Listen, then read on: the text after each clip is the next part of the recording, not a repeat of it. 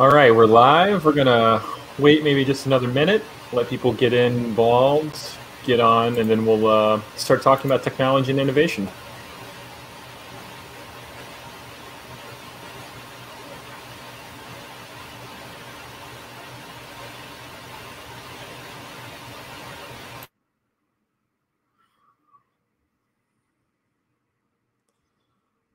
Let's see.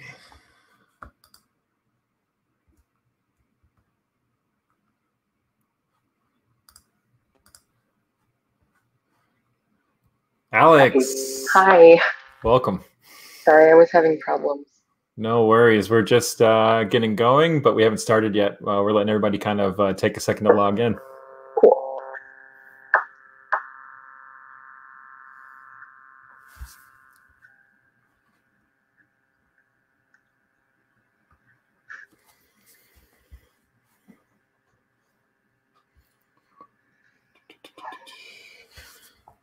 Has everyone got a beer?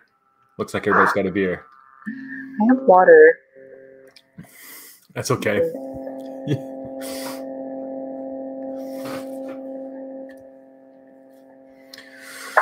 All right. I think we should maybe go and get started. All right.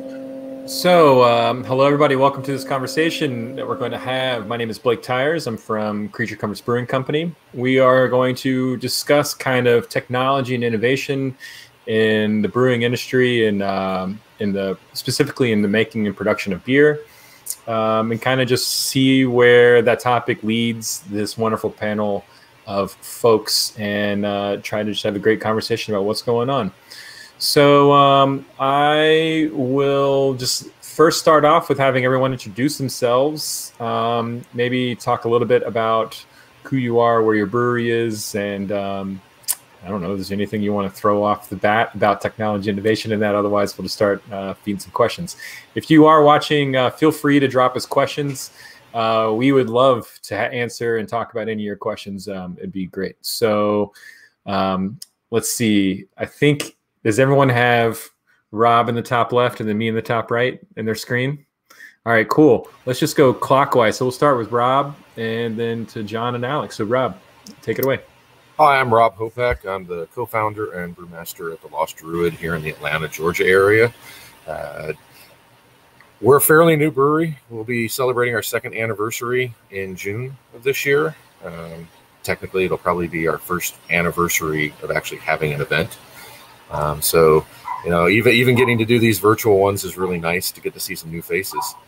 I come from a background in IT, so technology is always kind of at the forefront of everything I'm doing here in the brewery, always trying to find new solutions. And I'll let it move on to Alex at this point. Yeah, Alex, take it away. Hi, I'm Alex. I am the production manager of the Special Projects program at Modern Times in San Diego. So I kind of just oversee the day-to-day movement of beer in and out of barrels and fooders and amphora there and such. And I've been with the company now for about 5 years, just shy of 5 years. I guess to be a little bit cheesy straight out of the gate, a quick shout out to technology for allowing things like this to go on in the midst of all this terribleness. So. Absolutely. I've definitely been more connected to people than I thought I would be through technology over the last year or so. But this is great. And I don't think necessarily this kind of format should go away either. It's a great way to have people have access to this kind of stuff. Good call. John? Probably unmute myself. I'm John Leffler. I'm co-founder of Off Color Brewing. We're here in sunny Chicago where it is 48 degrees right now and not particularly pleasant. We opened in 2013, and then we opened our second brewery where I'm at right now in 2016 or 17. I don't know, a couple of years ago. And here at Mousetrap, our taproom location, we do all of our mix firm and sort of more experimental R&D sort of projects out of here.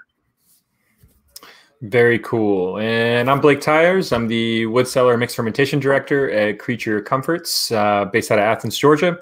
And we've been open since 2014 and have been primarily just selling our beer in the state of Georgia. However, we are just now starting to sell our beer in South Carolina for the first time. So that's pretty exciting for us. We have 2 breweries. I kind of work mainly at our Snow Tire, which is our original facility, in kind of a limited release and also in an R&D capacity. And our other large brewery is called Southern Mill, and that is kind of a much larger 36,000 square feet production facility, making lots of beer. So very cool. Let's see. Let's start off with just the beginning. I'm kind of interested with all of you guys. Kind of curious of what your innovative process is like. What's your creative process? So kind of where do you look for inspiration? How, are you starting with ingredients? Are you starting with your tanks, your process in actually in the brew house? What kind of leads you to think about how to improve or innovate, new beer designs and things like that? Let's see. Rob, you want to take it away? Sure. That process really is open-ended because it varies depending on what I'm actually trying to work on. I would say, truthfully, first and foremost, my innovation begins in the tap room. It comes from talking with our customers. I try to find out really what they're looking for in a beer, and then talking with them specifically about the beers we do have on and what they do like about it, what they don't like about it, what their dreams and hopes would be if they had, their perfect beer in their hand, and kind of go from there. And then, of course, once I get into the brew house, it becomes very data driven for me. I do look at every possible way to either increase my efficiency, creating a better product, and generally just making it a happy environment for those working with me, so that we're not stuck here because of something stupid we did, and it end up being a 20-hour day. So yeah, it's taproom first. It's the people around us, our customers, that take me down the road, and then depending on which way I go, that can deviate into so many different things. Yeah, absolutely. I think, it takes everyone a certain amount of time. Certainly took me a certain amount of time to realize that at the end of the day, a customer is got to buy this beer, and you're trying to figure out how to bridge that gap of that dream and vision you may have, and trying to sell that beer to someone and tell that story. That's a really good call, and pretty cool to be able to do that in the tap room and just plug in everybody. Alex, what's it like for you?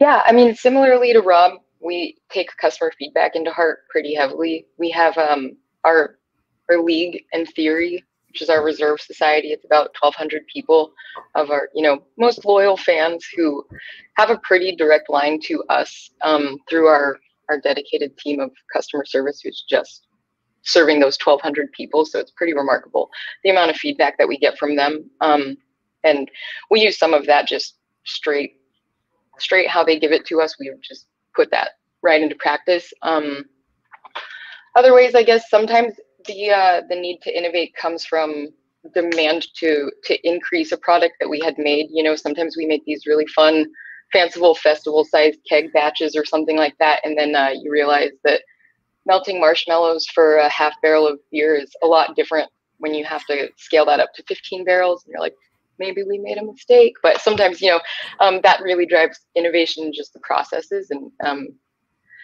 things like that. I mean, and for my own personal, creativity process, that just comes from being out in the world, just tasting things, of course, other foods and drinks and beverages, but also just like being in moods and kind of, wishing that I had a particular beverage and not having it, and just kind of trying to tap into that and really like dig into what it is that I'm craving and see if I can make that, so that the next time I find myself in that place, I have that.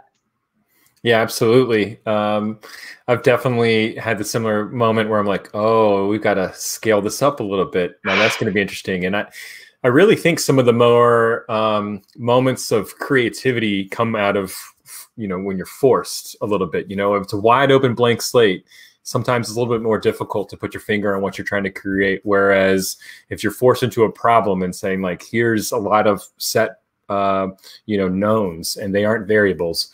And there's this little window of variable that kind of forces some innovation for sure. Many times, particularly in the, I think I can imagine times in the brew house, even if you're just trying to figure out how to get wort to a tank from another tank that isn't supposed to have that pathway, to coming up with a new flavor design and everything like that. Mm-hmm. So John, tell us about your innovative process at the Mousetrap. So I guess we're kind of odd man out, at least I am over here. It's not that I don't listen to customer feedback, because you definitely do. Especially when people do not like something. But in terms of coming up with like more novel ideas, sometimes of course there's always a gestalt process where like an idea just comes to you like out of the blue and it's fully formed, but that I'm not that smart, and that's kind of exceedingly rare. So it's grateful when it does happen. But for us, it's a lot of, sort of in a similar thread of building on what's going on around the brewery, sort of what's going on around the seasonality or what's happening at farmers markets or whatnot. Always try to have like a couple, 2, 3 things on the fire of like new projects or new ingredients trialing, or just something different. And then it's like, all right, like this is coming along. How can we blend it into something else to create a bigger release, sort of building layers of complexity. So we do that. Part of that's necessity. So like we have these relatively large fooders behind us, and I'd love to be able to sell 45 barrels of fruiter beer all in one go in our 250 milliliter bottles, but it's a lot of cases. Yeah. So we use those as sort of a base, and then we have a bunch of puncheons and other smaller casks we can blend together to create multiple products out of a single batch of fruiter beer. But that's really been a driving bit with us. So part of it is necessity, and part of it is just, I don't know, we have this lying around, we have that lying around, and I'm reading about this. Let's see what happens. Yeah, absolutely. There's always the real world consideration, I think, that a lot of people forget about, is that, yeah, it's like, okay, I've got this killer idea and it's going to be really interesting. And then you've got to really hard check yourself on how much you think you're going to be able to sell of it, how well you're going to be able to connect people to that journey and that idea and that flavor profile.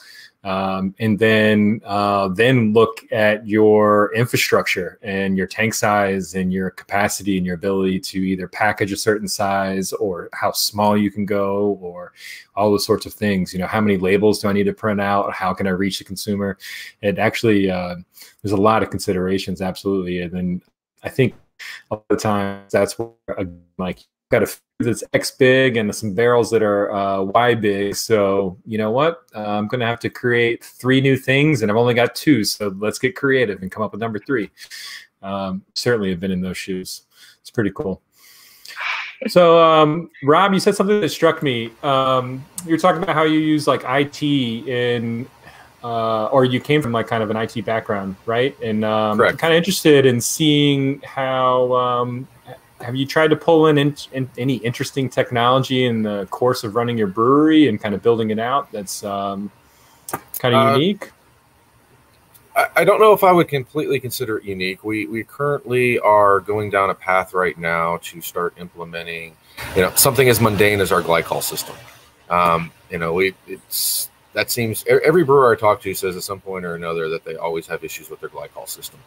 And what I'm realizing is that I come from a family that is in the construction world, and I'm realizing that there is technology that's used there that is known as PEX.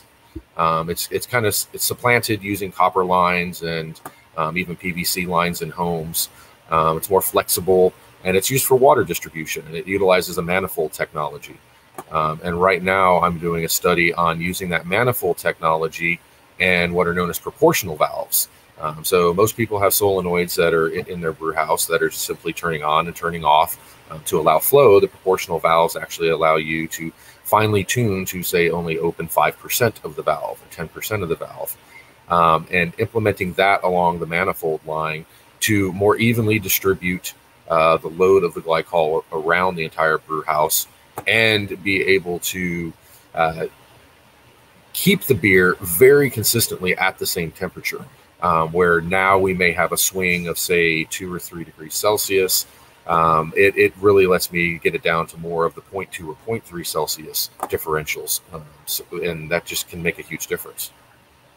That's pretty cool. So what would be your guess on why there's this like gap between existing technology in another industry and more people implementing it in our industry? I think it kind of goes with that whole mentality of this has worked for so many people before. Why change it? Right. We see that all over in the place in a brew house. Even, the actual brew house that I have here is a European system out of Slovenia, and it was designed by a company that for the last 100 years has been making equipment to process cheese. And one of the family members on that ended up becoming a master brewer in Europe and realized that some of the technology they had could be really well utilized in a brewing setup. And it kind of bucks the trend. It's a 2-vessel system that, isn't on a traditional deck or anything like that. It's on wheels. I can move it around, which certainly helped for our build out because we had the ability to go up, not so much out. And so we were able to put our mill room up on a second level and still, with our small footprint, be able to move the equipment out of the way to just forklift our grain up to there. That's pretty cool. Interesting. So let's see. I'm kind of curious.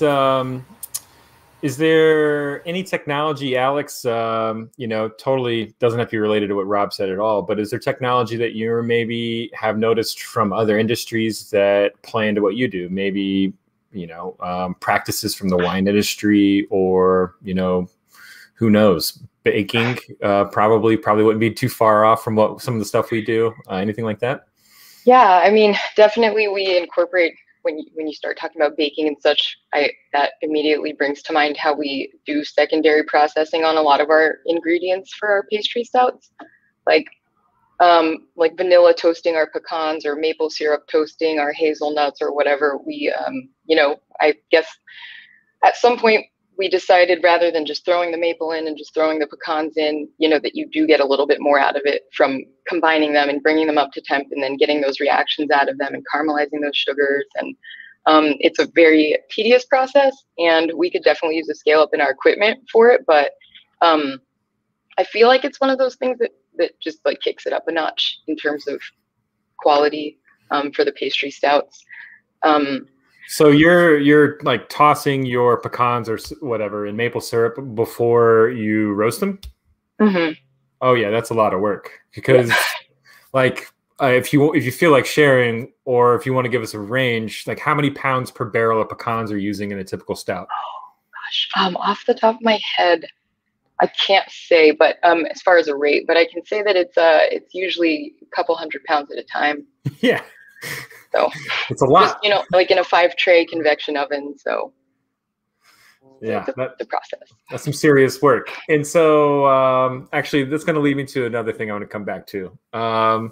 John, you're kind of stealing old world behind you. You've got old winemaking casks.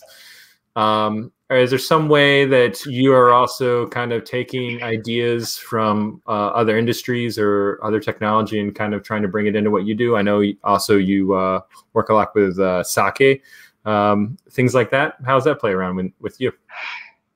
Our big focus is on fermentation and yeast profiles. So that's where the majority of our sort of brand identity in terms of the mousetrap side of stuff comes from. We're constantly looking at, pouring through like whatever the new yeast catalog is coming out from like Scott Labs, or like larger wine companies, wine yeast companies. I have a lot of friends in work in labs doing wild yeast isolation and such, and we do some of that ourselves as well. So for us, it's really like trying to find new, novel, and interesting yeast stuff. That's really been, and I imagine we'll talk about it in a little bit as well, but GMO yeast, I think, is going to revolutionize this industry. And I'm really excited by it. For years, I've been trying to get local labs to mess around with it with me because it's outside my wheelhouse of ability. And it was the ice dam is slowly breaking. I think some really cool stuff is going to come out of it. Yeah, so Well, I don't know, let's talk about that for a second. GMO yeasts are definitely interesting, and I think they're could be popping around more and more in our industry. I think very commonly it was probably a couple years ago when we did a small collab with you guys at Modern Times that used some of the yeast that produced, I think it was hop terpenes at the time. And we started that was one of the first forays into it. We haven't done too much yet. John, what about particularly what kind of add-on to the yeast world excites you in the GMO options? Be able to more consistently reduce flavors. It's fascinating and fun and great to sort of always be on the cutting edge and not quite knowing what yeast is going to be doing. Everyone else here can talk about making wild beers as well. It's like you have some control over it, but there's a lot that you don't. And it's fascinating and wonderful to, feed it different sugar profiles and then see how that affects fermentation. See how pitch rate and comorbid fermentations matter. But it would also be very nice to be like, this little bit makes this really nice pineapple flavor. Let's just go ahead and put that in a very easy to work with yeast and sort of call it a day so we can focus on some other more complex issues. I think that would make a lot of our lives very much easier. Yeah, absolutely. And I've seen yeast now that producing ALDC, excuse me, which, is kind of helping out with hop creep, which we were talking about a little before we got on air. And I know that's a problem with a lot of breweries, particularly if they're making hop forward styles. Rob, have you ever heard about the US05 that's now crossed with the ALDC? It produces its own ALDC effectively. No, I'm not familiar with that at all. Yeah, I recently saw that coming out where people are basically, it eliminates hop creep in the way that it doesn't necessarily eliminate the production of the precursor, but it produces its own ALDC so that it takes care of it before it's basically turning into diacetyl. So your beer could still creep. However, you still have the fermentation issue of worrying about fermentation bombs, but you can avoid having diacetyl just by a yeast that cleans itself up even more effectively than it normally does. Yeah, it's incredible what some of these things can do right now. I mean, it's not just from the flavors, as John was mentioning, what you can do with that and just getting highly creative, but, even down to the point where we are a solar brewery and, we're pretty focused on the environment where we're at. And we have county regulations that, we have to be real concerned with our wastewater going out. We pre-treat all of our wastewater before it heads out of here, even for as small as we are. And the opportunity to let some of these GMO yeast reduce our footprint in our wastewater by, potentially even eliminating so much of the hopping that might take place because we can now get the flavors from the yeast. Lowering the BODs and phosphate levels, it just opens up so many things to the entire industry. Absolutely. It is pretty interesting. It will be really interesting to see how consumers react to GMO yeast over time. Because I think it kind of can draw immediate connotations from the consumer one way or another. Alex, have you guys done anything since we originally did that with the GMO yeast several years ago? I will be honest, if we have, I was not privy to it. That's fair. Yeah, I work down the street, for those that don't know, about a half mile from the actual brewery, and we get our work toted down. So I'm not always super on the pulse of what's going on down there, especially as it pertains to IPAs and such. My focus is pastry stouts and mixed firm. Totally. I get that world for sure.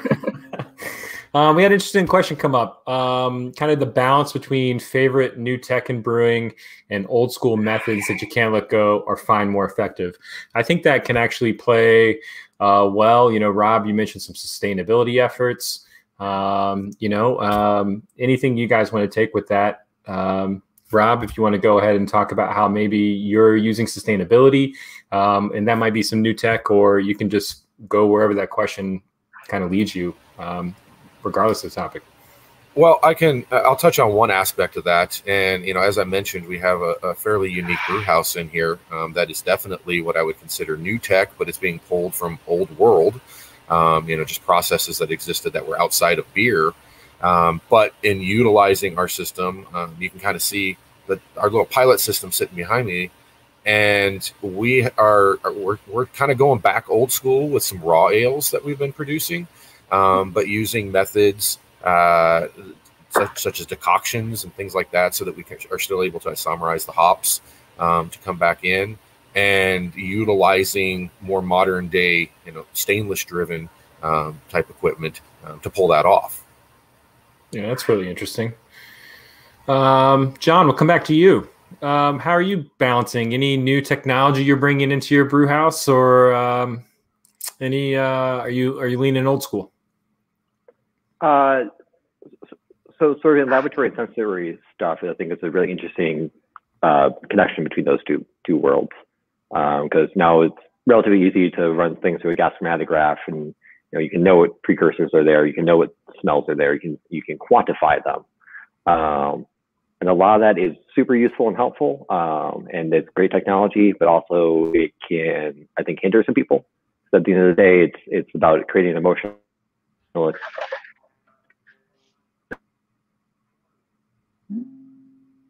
Oh, John broke up a little bit. Was weird. Oh shit. I think the old school approach of like, what does beer actually smell like to another human being? Still matters a lot more. It's really nice to be able to run something through a GC and say, there's not diacetyl in this beer, you are effing wrong. That's really nice, but that doesn't help with the like, this smells to me like roses and creates this perception, and I want to express that idea to another human being. How do I go about doing so? That's why I think the artistry of what we all are trying to do really comes in. Yeah, you're absolutely right. The old school is, does this make you feel good when you drink it? Does it make you want to have conversation? Does it make you want to take another sip? And that ultimately is, I think, what we all search for. And if we ever are using technology, it's how can we continue to create that process either as sustainably, effectively, or continually as possible. I 100% agree. Alex, are you guys kind of picking up any new stuff or old school? I imagine being in the world of mixed fermentation and pastry stouts, that you're firmly square in the middle of both of those things, where a lot of the, and not to be presumptuous, but I would guess that a lot of the mixed fermentation stuff would be feeling a little more old school, whereas the pastry stout, you're feeling a little more, how do we do new things that haven't been done before? How does that balance work for you? I'll be honest, it's a little challenging because I prefer working with the mixed culture side personally. I learned how to make that beer at Jester King, and it was all a very, sensory, almost like art magic based approach to making beer. When I was taught about yeast harvesting and repitching, what Garrett told me was literally, if it looks good and it smells good, use it. That's how I was taught. So that kind of mentality is still kind of like the core of how I make beer, just trying to fit in at a production brewery where it is, like, when the lab asks me what yeast we used in a mixed culture beer, I can't just say like, oh, I just pulled off a few gallons off that firm, it smelled really good. Like they want to do a cell count, they want to know what's in it, they want to know viability. And so it's a weird kind of juxtaposition of those things there, definitely. For sure. It creates a healthy tension. I run through the same thing sometimes where, I look at it basically as not necessarily my job, but I have the opportunity to create these wonderful questions for our lab guys to answer. And so, when they come up and they are asking about, the person who's our quality director, his background is in genetics. And when he first started, was like, so tell me what's in the mixed culture. And I was like, our house culture, we don't really know what's in it. I put it together and I told him about all the sources and how we put it together over a period of time. And he's like, so you don't know what's in there? I was like, no. And he's like, well, what happens if it changes? It's like, it probably does changes all the time. We don't really know. And so that set him off on this wonderful journey. And it was a pretty cool way we were able to use technology, was that he was able to do genetic analysis on our house culture, to where we basically got, it may still be changing. And of course it is, it has to be, it's living, breathing organisms all working in symbiosis, and over time it is going to change. But when we did that project, that gave us a very nice, checkpoint in the road where, you know, kind of like in an old school video game or something, if you die, you go back to that moment. It's like, all right, well, if we ever get to a point where our beer is not tasting the way we want it to, we certainly have a point in time where we know what was in there, we banked it, and we could even decide to start doing isolated trials, you know, if we wanted to, where we could say, this yeast is in here, this bacteria is in here. Let's figure out what each one of those things do kind of on their own, and which one of these we might figure out have a certain gene to produce, say, acetic acid or other problems that we don't necessarily like, oh, we can kind of select that away. We haven't done that yet. And we really haven't had a need to yet, but we'll see, because I think everyone is kind of facing less and less pull through a mixed fermentation beer, so it might slow all of our cultures down a little bit. But it's a lot of fun. Yes, there is a constant struggle, but it's not really struggle. It's a harmonious effort, hopefully. And it's pretty fun. Our lab guys, they like the challenge. Cool. So Robbie touched on it a little bit, sustainability, and I think it's kind of interesting to talk about a little bit more. I wanted to see kind of, so you said, is that right? You're a solar powered brewery? Yeah. So we were the first solar powered brewery in DeKalb County, and I believe we were actually the second in the state to actually have it fully implemented. I believe New Realm was the first one. Then we deployed ours, and then right behind us was Terrapin. I believe they started theirs a little sooner, trying to get things off the ground, but because of the scale of theirs, I think we kind of beat them to the punch on that. But yeah, we do have a large solar array on our roof. It's providing roughly, I'd say, 40% of our power for the entire brewery. Certainly love to expand it, but you know, that's a whole nother issue, because unlike many states where the utilities buy back power, the commercial entities here in Georgia do not buy back power. So we have to limit how much we are actually generating, so it's not just all going back into the grids at our cost back to the provider.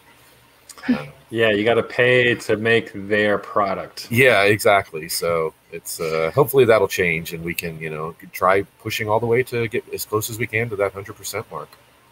Yeah, that's pretty awesome. Yeah, we just started using some solar power as well. Installed solar panels. It's the same kind of deal. You know, you kind of ease your way into it, figure out how much it actually generates, how much you need, and then it helps you. Basically, you have to dial in over time, like you're making beer, to figure out how much solar power to actually create. Oh yeah, and I'm expecting it to really kind of take a few years to really get a full grasp of it, because just the seasonality differences, the shift in the sun, you know, how production changes depending on what time of the year it is. All those things come into play to really try to plot those graphs and figure out how you can plan to move forward. Yeah, absolutely. It's pretty crazy. Alex, are you guys being able to work with any sustainability efforts or using technology in that matter, or it's totally fine? That might be a little bit out of your wheelhouse of what your purview is there. Yeah, I would say if we are, I'm not aware of it. That's totally fine. We have been able to get into the city's composting program, at least, which is really great considering the vast amounts of just coconut, vanilla, coffee grounds for our cold brew program, as well as beer, those kinds of things. So that felt pretty significant. Go straight to the city's composting program, and they actually make mulch of it and give it back out to the city residents. So that's nice. Yeah, that's super cool. I've got a little garden in my backyard, and I would love to have some of your compost. Rich. John, are you guys, I mean, being in a metropolitan area, sometimes it gets a little tough to kind of figure out what you got to do. Are you forced into any sustainability? Are you guys able to do anything at the Mousetrap? I mean, we don't dump our grain in the river, so that's pretty good.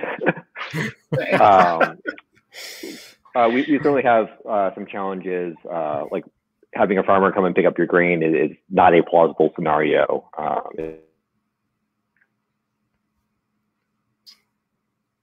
Oh, John, do we have you? I think I lost everyone. There you are. Sorry, the Wi-Fi is not very sustainable here either. Yeah, it's difficult for us to like get grain to farmers and stuff like that. So unfortunately, a lot of our stuff does go to landfill. It'd be great if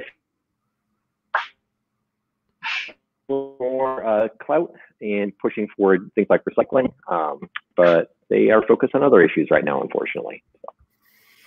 Yeah, well, people will have to come around it sooner or later. It's kind of a force to be that way. So innovation, I think an interesting topic in innovation, we've kind of hinted around a little bit, and I'm interested in see what your guys' approach is. Thinking about how you connect to your consumer. Let's say you have a really interesting idea, what are some ways that you try to tell that story, or you try to integrate, maybe not even try to tell the story about what you're doing, but maybe it's, Alex, like we were mentioning, where you've got a large group of people that are really passionate about what you do, and they have a lot of ideas about, what you should be doing. So how do you kind of filter that? We'll start with you, and I'm kind of interested in how everybody, integrates that kind of front to back with their consumer. Like, how do you connect with them and take that idea and say, okay, let's put this into practice? Or, your idea is insane, but I'll try something else out. Where are you on that spectrum, and what are some cool things that you feel like you've been able to do with that? Me? Yes, Alex, sorry. That's okay. I figured, but so yeah, like I said, we have that big club, but I don't really have direct contact with them because there is a whole team whose job is to interact with them and to just really make it an experience to be part of the club, as well as like access to great beer. So they do things like go camping with them, and not in the last year or so, but whale watching trips, camping trips, parties, themed things like that, bottle shares. They're all like, it's actually become a pretty tight knit social group. So we have pretty good access to them just through Stephen, Michael, Leanne, and Alana, who are our league coordinators. So yeah, I mean, for us, we stay busy just in the cellar making the beer, and so it's the best we can do to have regular meetings with that team to get the feedback, to hear what the people are saying, and to just trust that they know what they're talking about when it comes to those things, and to try to not let ego and pride get in the way. When they give feedback or tell us to make something that we might not be super amped about, or give bad feedback about something that we were particularly passionate about, and to just trust them, trust that they know what they're doing. They're professionals and they've been doing it for years. Some ways that we've been able to make that work, though, is again, like in the before times, as we say, we've had some of our like top spenders in the club, which it feels kind of bad to pit them against each other that way, but had some of the top spenders come in and actually taste barrels with us and kind of propose blends. And we came up with one that was not something we would have made otherwise, and we named it after one of our members, and it was a pretty wild thing that happened, and that became one of our regular offerings, and it's one of our more hyped beers every year. I think like that really personal connection, like having that direct access, like I said, does make it an experience more than just an ability to buy beer from us. Yeah, that's pretty wild, and that's really cool, though. I mean, I'll be honest; it's very difficult to do what you're saying. That, I mean, in that simple sentence of put your ego aside and assume you, who have spent so many hours and countless times and years learning this craft, to hear someone just say, "Hey, I give you money. You should definitely create this product." And there's some ways where that can definitely be helpful. There's some ways I know where that can be frustrating. So good on you guys. And I know you're doing a great job of it, because you have a fantastic reputation for the beers you're making. And it's just pretty cool to see how well you do. I mean, that's a sizable club at what you were saying, 1,500 members or something around there. Mm-hmm. It's a lot of folks who are passionate about what's going on. Yeah, it goes both ways too. Like when we do have some of the wackier ideas, we use them definitely as like a field test, and so we rely on that feedback to know whether we're headed in the right direction with something. So in addition to taking their ideas, we also just like bounce our really weird shit off of them and see how it's going to go, and they let us do that. That's cool. And then you guys have multiple locations, so are you able to get feedback from all your tasting rooms, or is it mainly focused on the club feedback, or how are you guys managing that? Yeah, so we have pickups for the club now at all of our locations. So there are people all over, and even we allow proxy pickups as well. So even we have people all over the nation. I don't know exactly what the distribution is, so I could be wrong about that. But so it definitely did change the logistics of getting these beers out for the sales on time, having to make sure that they're in 8 different locations. But that was pretty much it. We just have to package them a little bit earlier to give our logistics team time to get them out, and then it's the same as picking them up in San Diego. Before the pandemic started, we were having a tasting before each pickup so that the members could come in and taste the beers that they were picking up and not have to open their own bottles, which also added some value to the membership, of course. And it was also another good experience to touch base and get to know people and bring some familiarity to it, make it more of a club feeling. Yeah, it's very cool. John, I personally have admired how you guys have been able to connect to folks. I think it's pretty cool how you guys have made a history over like making not normal beers that most breweries can sell and selling them. So I'm kind of curious of like what you guys do or what your general approach is in being able to, take your beers and connect to the consumer and get them interested. It's always a challenge, especially in this last year.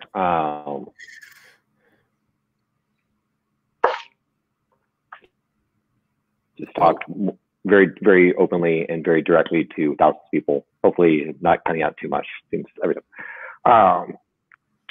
Like one thing that's worked really well for us has always been sort of that direct interaction with customers. So for us, like we have a location that was really big for us with our ability just to directly communicate what we're doing and have people have the ability, like Alex said, to have a sampling event so that people can try things in a way without having to buy $20 or $50 or something. But again, like I said before, like my thing is trying to create an emotional experience with somebody else. So I spent a lot of time just like writing about our beers this year. So we've been doing guided tastings. We don't do anything in person per se, but people have been coming here to our patio and they'll get a 5 or 10 page sort of series of essays about why we make the beer, how we make the beer, and what we're trying to do with the beers that we're making. And that's been really, really nice for us because we can't have that direct interaction, and I'm not thrilled about doing all these Zoom calls this year. So that's been really good for us is just trying to take old mediums of communication and just utilize those as best we can. Also, our social media guy periodically does little animated videos, which are super fun, like stop motion animation. They're not very helpful for explaining what the beers are, but they are fun. Yeah, it's just pretty cool for you guys to be able to kind of use like your Beer 4 series that I've seen you guys make, where it's Beer 4X and different activities, and then you can tell that the style or the beer that's underneath that is quite innovative or esoteric, and not necessarily something that's been done before, but having a name like that in the communication channel to the consumer really boils it down to an easy, digestible, emotional, visceral level of where this fits into your life. And you don't need to know about the style. You don't need to know about our process or ingredients. You just need to know this is where it goes. And this is how you plug it in. I think that's trying to make it friendly and accessible for folks. Yeah, it's super smart of you guys. Then you can couch the more difficult concepts by just having a very easy name, like we have Beer for Golf. I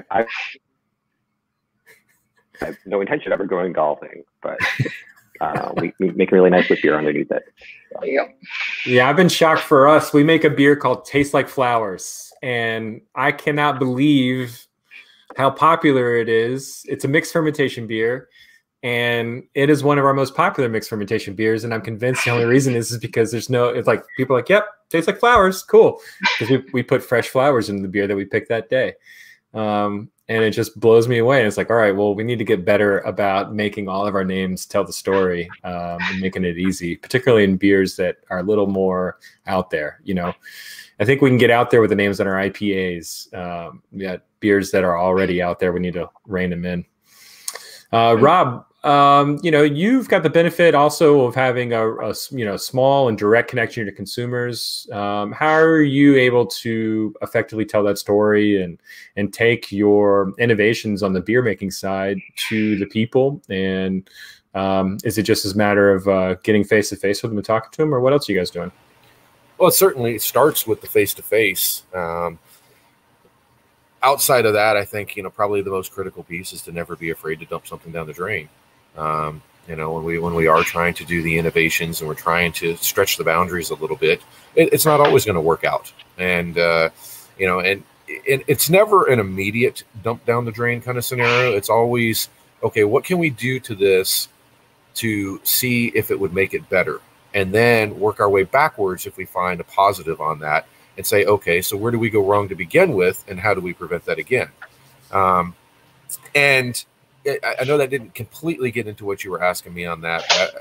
One of the other huge aspects we have with our consumers is that we do try to leverage, I guess I would say, cultural differences that we have from people from different countries, etc., and the flavors that they can present. I love talking with people that I can tell are either from another country or they're traveling through from different parts of our country, and kind of discussing with them what are their unique flavor profiles that they have, and learn from that. Because I think when you start carrying over some of these flavor profiles that you never, ever imagined because you're just never exposed to it, that starts to open up a lot of opportunities. Yeah, absolutely. That's a great segue. I'm kind of curious.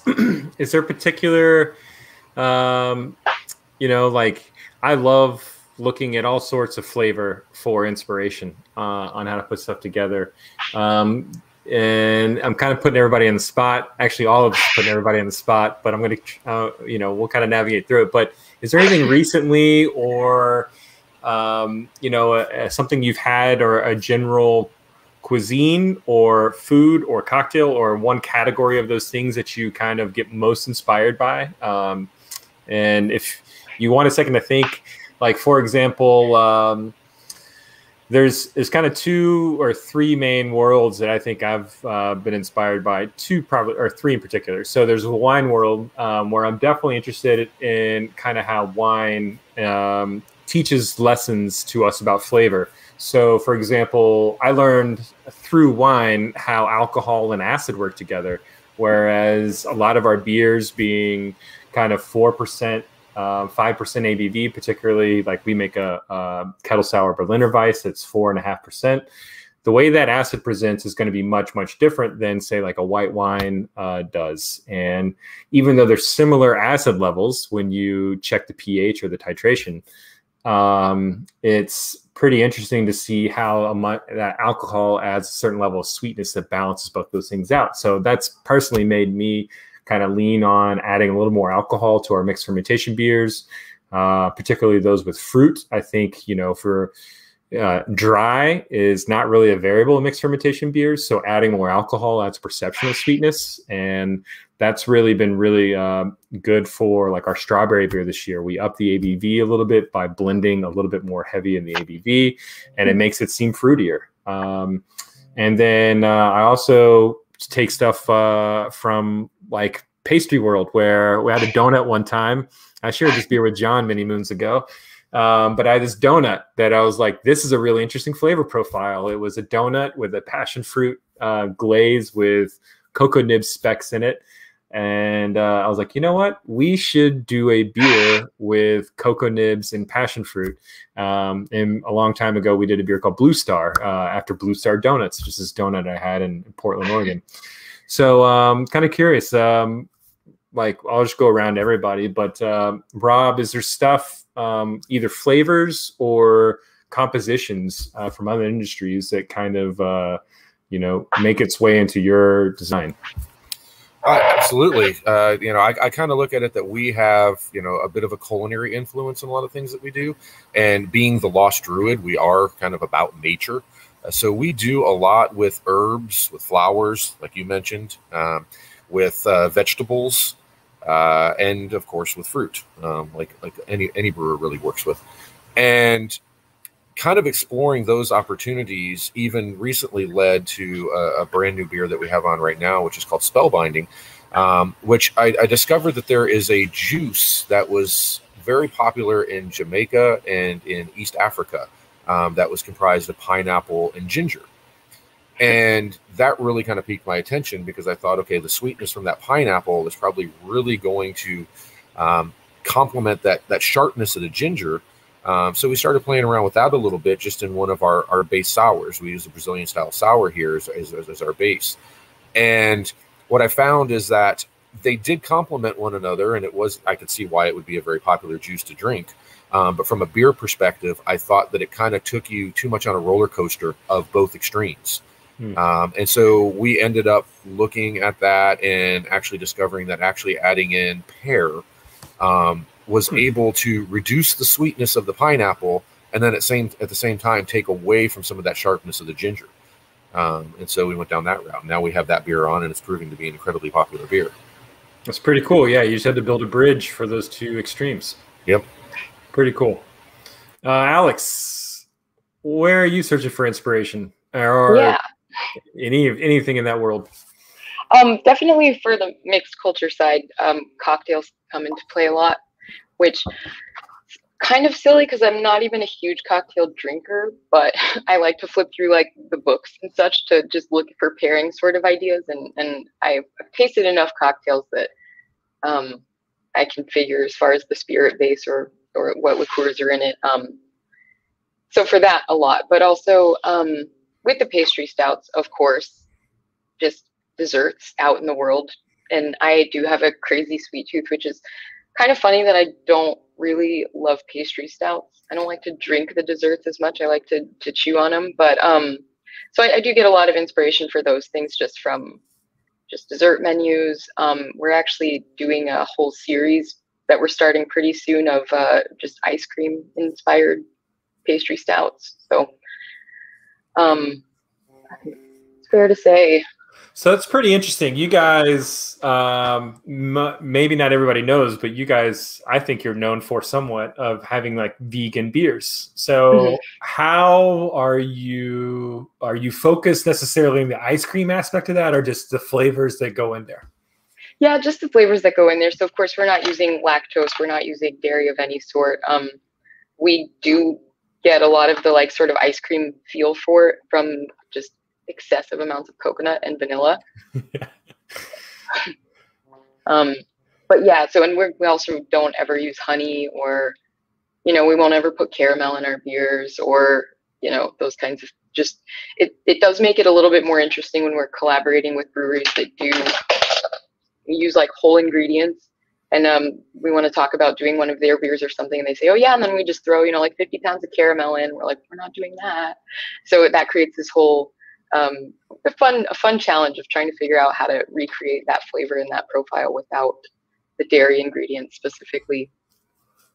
Yeah, that's pretty cool. And then on the mixed fermentation side, are you guys, because I know you guys have used like amphoras, and you're doing a lot of stuff that is borrowing from the wine world. How much does is it more like the flavor of wine or the process of wine that you guys find yourself more inspired by, do you think? Honestly, both.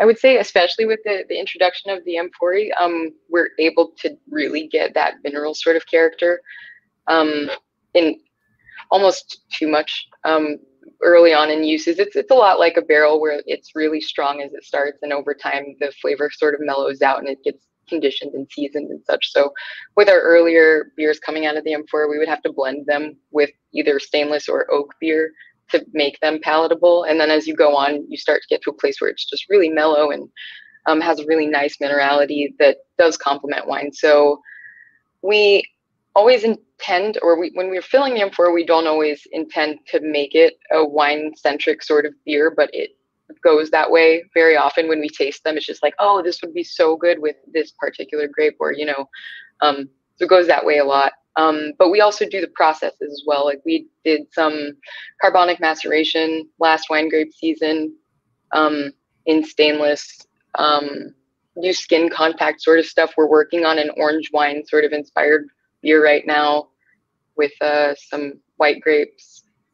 Very cool. And Yeah. we started implementing carbonic maceration in some of our other fruits, not just grapes. So we find it to work really well, like with blueberries, for example, where blueberries in my mind are just, a tiny grape with less flavor and more tannins. So it's just like the more problematic, grape. But we have a lot more blueberries growing around us than grapes. So we started using carbonic maceration in different residencies and tank time, and also strawberries has worked really well for us. Have you guys tried that with any other fruits or just with grapes? Just with grapes, but now I guess we'll have to try it with some other stuff. I'd never even considered it. Yeah, we'll connect more. We'll connect more later. We can talk about that. I'm jealous of your grape access, though, for sure. Definitely. John, what is your menu of flavor inspiration? Do you gravitate towards cocktails, wine, food, anything like that really plays into your brain of design? Well, during normal times, most of our staff here at the tap room were more cocktail people than beer-focused people per se, because we always have a large love of that. But a lot of where my inspiration comes from and things I'm looking at are sort of fruit importers. So we use a lot of sort of like esoteric fruits from around the world.